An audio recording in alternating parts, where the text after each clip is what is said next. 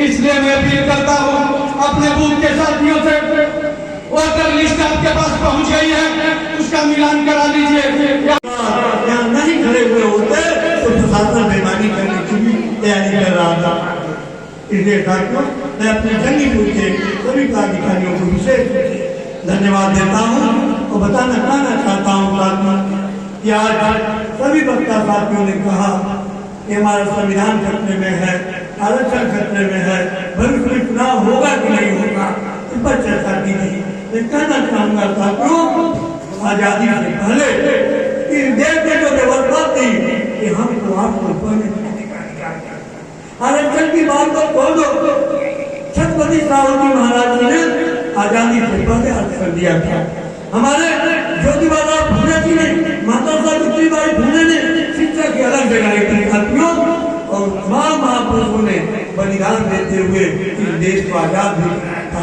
और बाबा साहब अम्बेडकर ने इस देश में जो सुंदर संविधान दिया, इस संविधान ने व्यवस्था दिया कि हमको आपको सबको अधिकार पढ़ने लिखने आपकी बात करने का। लेकिन दुर्भाग्य साथियों, जो सरकार चल रही है, इस सरकार यदि कमी सरकार, ये हिटलर वाली सरकार, तमाम लोगों ने देखा है तो जो इनकी परिस्थितियां चल रही है।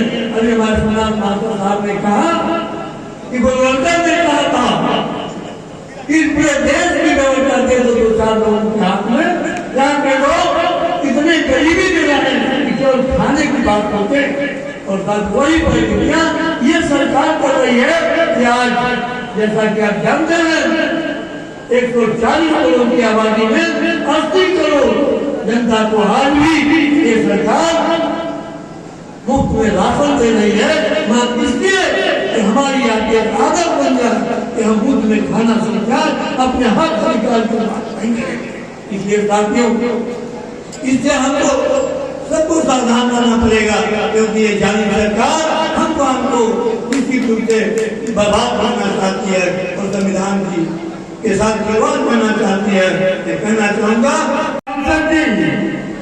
आपको आश्वस्त कर रहा हूं इस मंच से कि डॉक्टर वीरेंद्र यादव के नेतृत्व में आने वाले चुनाव में हम जंगीपुर विधानसभा के समस्त कार्यकर्ता ऐसा प्रयास करेंगे कि पूरी पार्लियामेंट में काउंटिंग के बाद नंबर 1 की माला आपको पहनाने का काम करेंगे। इस सरकार को उठाकर फेंकने का आपको संकल्प लेकर के जाना पड़ेगा। साथियों, ये चुनाव नेता चुनाव नहीं लड़ता है, चुनाव संगठन लड़ती है, चुनाव समर्थक लड़ते हैं, चुनाव जनता लड़ती है। तो है मेरे अजीज नौजवान साथियों,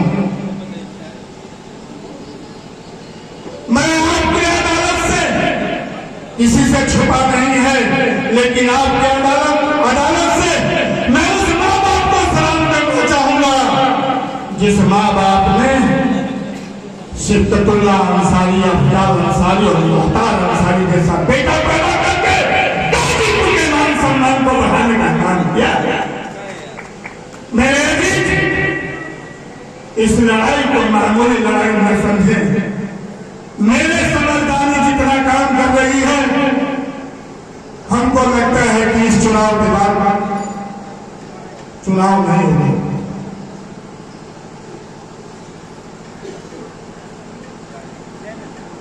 चुनाव नहीं होगी, इस बात को आप लोग अपना दिल दिमाग मन मिला कर बना लीजिए। इसलिए 2024 की चुनाव की सवाल है। हम लोग अपने सर पे कफन बांध करके गाजीपुर की सम्मानित जनता से मैं हाथ जोड़ के अपील करता हूँ, जलीपुर विधानसभा के अपने बड़े ही मजबूत कार्यकर्ताओं से हाथ जोड़ करके अपील करता हूँ, यह मेरे अजीज जरा सा भी चूक अगर हो गई तो हमारे और आपके आने वाले नस्ल हमें और आपको माफ नहीं करेंगे। इसलिए मैं बहुत समय नहीं लूंगा, मैं अपना समय माननीय मुख्यमंत्री जी को सुनने के लिए अपना पूरा का पूरा समय दूंगा, इसलिए कि हम इस लड़ाई को कैसे अंजाम दिया जाए। उन्हें भ्रम है कि दुपट्टों से मसालों को उठाएंगे। तो सूरज राम बागी को भी जिद है कि चिंगारी को 16 बनाएंगे और सांसद अफजाल अंसारी को जिताएंगे। जय हिंद, जय भारत, जय देश, जय भारत। मैं समाजवादी पार्टी को कभी बुरा नहीं होने दूंगा और यही मीडिया 2012 में हमारी पार्टी को 150-60 सीटों पर समझ देती थी, लेकिन जब प्रदेश का परिणाम आना शुरू हुआ तो हम लोग 202 के बहुमत को क्रॉस करके 232-23 समाजवादी विधायक जीत कर आए, पूर्ण बहुमत की सरकार बनी। वो सब कुछ श्री अखिलेश जी ने किया, बातें लंबी हो जाएगी, सब कुछ आप लोग जानते हैं, उसी में से शानदार काम था। नहीं, केंद्र की सरकार की निगाह लगी हुई है कि आखिर गाजीपुर जनपद की लोकसभा सीट पर मोदी बाग होते हुए भी सांसद अफजाल अंसारी सांसद कैसे हो गए, हमारा प्रत्याशी कैसे आ गया। आपको ये बहुत, इसको मजाक में मत लीजिएगा। इस बार के चुनाव को, इस बार का चुनाव चुनौती है।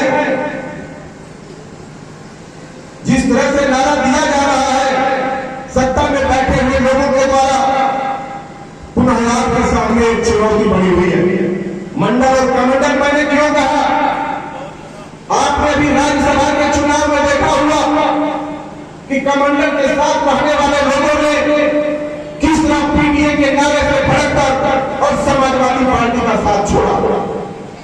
किसने छोड़ा, इससे आप वाकिफ हो चुके हैं। वो कौन लोग थे जिन्होंने समाजवादी पार्टी का साथ छोड़ा, विश्वासघात किया, गद्दारी की।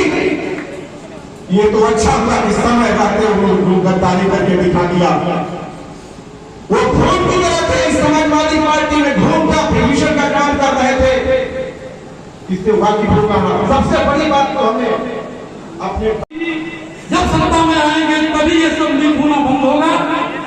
आज देश की राजनीति किस दिशा में जा रही है, इस पर भी चिंतन और मंथन करने का सवाल है। टीवी आप जब खोलते हैं तो राम राज्य बताता है, क्या राम राज्य में बेटियों के साथ बलात्कार हुआ करते थे? अपने ही सरकार में किसानों के साथ आतंकवादियों के साथ दुर्व्यवहार किया जा रहा है। ऐसी तमाम चीजें हैं। महंगाई चरम सीमा पर है। याद होगा आपको, जब 5 रुपया गैस सिलेंडर का दाम पड़ता था तो राजघाट में लोग सिलेंडर लेकर खड़ा हो जाया करते थे।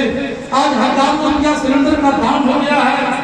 40 रुपया पेट्रोल, लीटर पेट्रोल दिलाने की बात करने वाले लोग 100 रुपया तक पेट्रोल की कीमत पहुंचा दिए हैं। ऐसी तमाम की धरती है, स्वर्गीय कैलाश यादव जी का अगर नाम नहीं लिया जाएगा तो जंगीपुर में उत्तर प्रदेश सुंदर रहेगा। श्रद्धांजलि देता हूँ कैलाश यादव जी को, नमन करता हूँ। साथियों, गरीब मजदूर बाबूजी के साथ कम्युनिस्ट पार्टी में जो है भाव है, अब पारिवारिक संबंध है। अफजाल अंसारी साहब अगर आप नहीं रहते तो मोहम्मदाबाद में सुमंतवादी कबाब बच्चा से मुझसे अगर तो अफजाल अंसारी, मुख्तार अंसारी साहब ने लोगों का काम किया। इसके लिए आपको बधाई है, धन्यवाद।